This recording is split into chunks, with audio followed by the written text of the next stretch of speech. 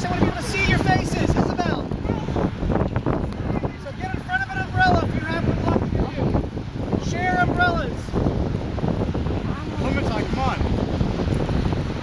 Alright, so there's another school that's going to be taking part in this. They're not able to be here. So what we're going to do, we're going to film what Mark and Jason are telling us about the site so that they can see it in their classroom. That means you guys are going to be very quiet and respectful. Listen, you should be doing that anyway. But we don't want to have them trying to watch a video and hear a squealing, "It's so cold! Oh my gosh, a snowflake fell on my cheek!" So now that you have that all out of your system, yes, It's so yes, cold. all out of your system. As Melissa pointed out, with rare exceptions, you are Michiganders, and if you didn't grow up here, you are. I grew up here. We adopt you. So let your thick blood warm.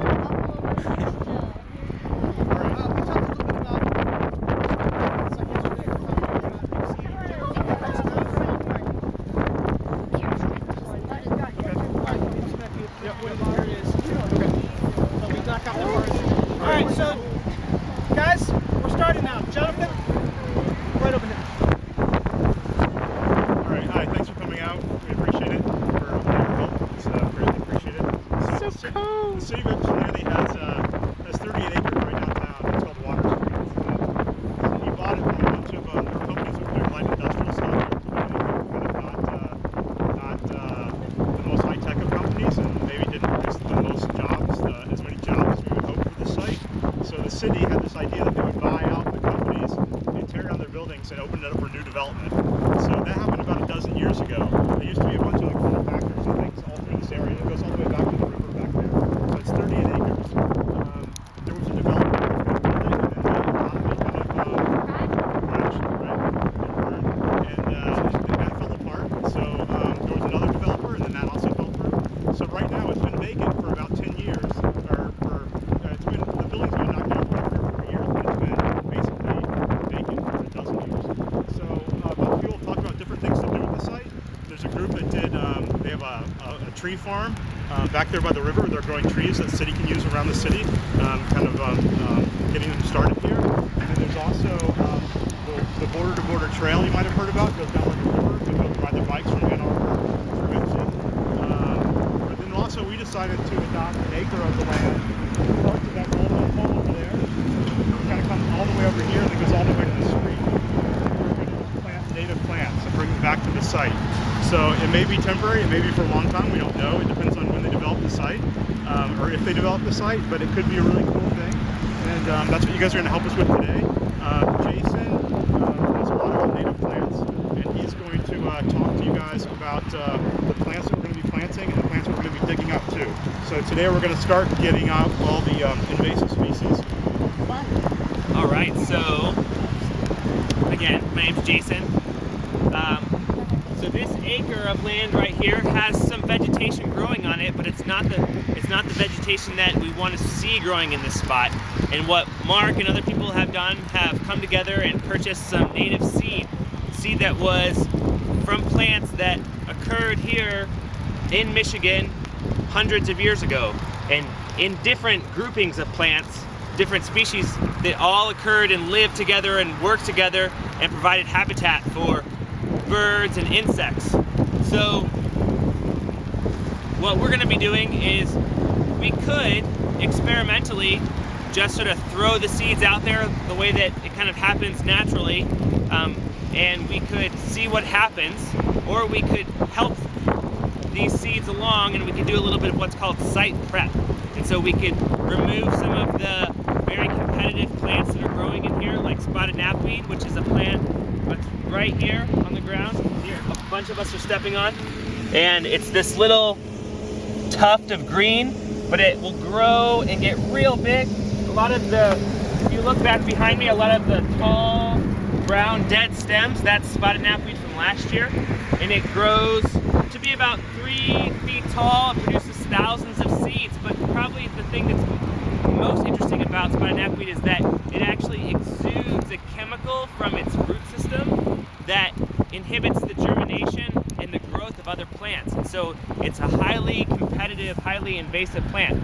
So if we want this planting to succeed, one of the things we need to do is control the spotted knapweed that's out on the site. So one of the neat things ideas that Mark had was we're gonna, instead of planting the whole area, we'll do little patches. So today we're gonna mark out little spots where we're gonna clear spotted knapweed primarily, but maybe some other of the plants that are growing in those areas for about maybe 10, 20 square feet from where we put a stake in the ground. And then those will be the locations that we'll send the seed bombs of native plant seeds into the future. Yep. So we're going to make seed bombs. And you're supposed to find it, and I'm sorry that the day sucks so bad, but it's just, that's life. Get used to it. Life sucks sometimes. It's so cold. But so we're going to make seed bombs. The seed bombs are clay mixed with these native seeds that we've bought and compost together.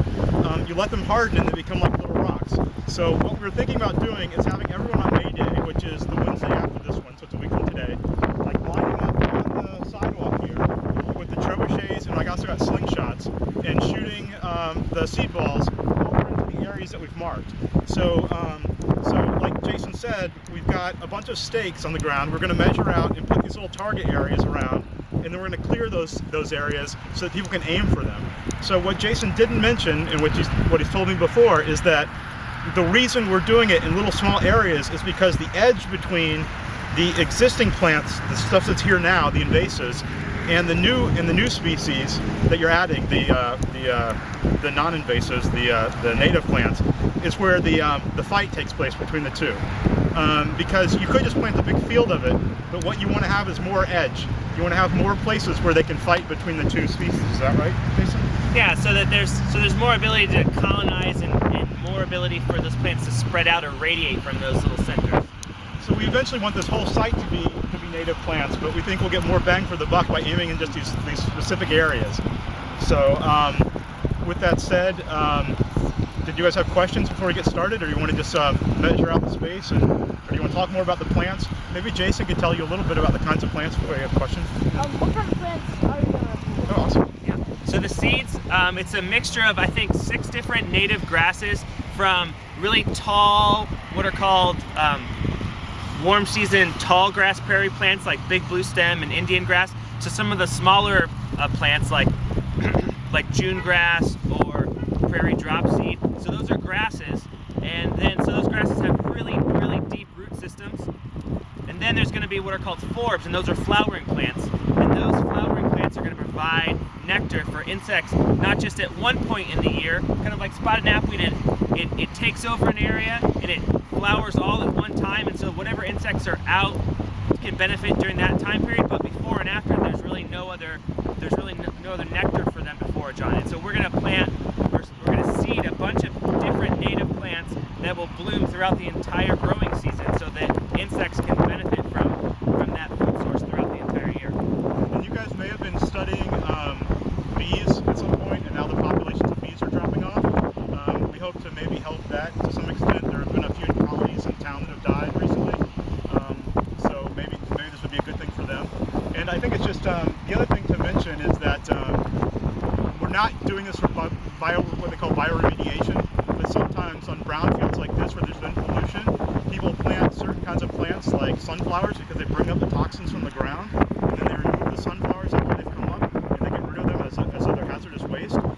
We're not doing that in this particular case because the area we're on is relatively clean, but there are 3 other areas on here that have toxins in the ground, but they're about 20 feet deep, so we don't have to worry about our plants bringing out bad stuff. Any other questions before we get started? Do we cover everything, Jason? Yeah. How big are the seed balls? We're going to make them, I think, relatively small. You can make them any size, but I think in order to fit in the trebuchets and the slingshots and stuff, we'll make them relatively small so we have more of them as well, because we're going to have, you guys are going to come on Wednesday morning, next Wednesday morning, which hopefully will be nicer than this, or afternoon, and do it. But we want to make sure that we keep enough of them so people have enough to do it all day long. We're going to have other people coming at 5 o'clock to do it as well. So we're hoping to make several hundred of them, if not 1,000. Yeah. How did the seed bombs end? You said they'd be around. Yep. Jason can tell you. here. How do they work if they're like a rock? Oh, if they're like a rock. Well, so clay can be really hard when it doesn't have any moisture, but then what happens when it gets moisture? It softens up, and so it'll soften, and when it rains, it'll flatten out and sort of make its way into the soil structure. Yeah, the nice thing about seed balls also is that it protects the seeds so the scavengers don't come and get them. The predators, the birds don't come down and get them all because they're trapped inside the seed, so it gives the seed a better chance. So the seed can actually start to germinate and grow inside the seed ball.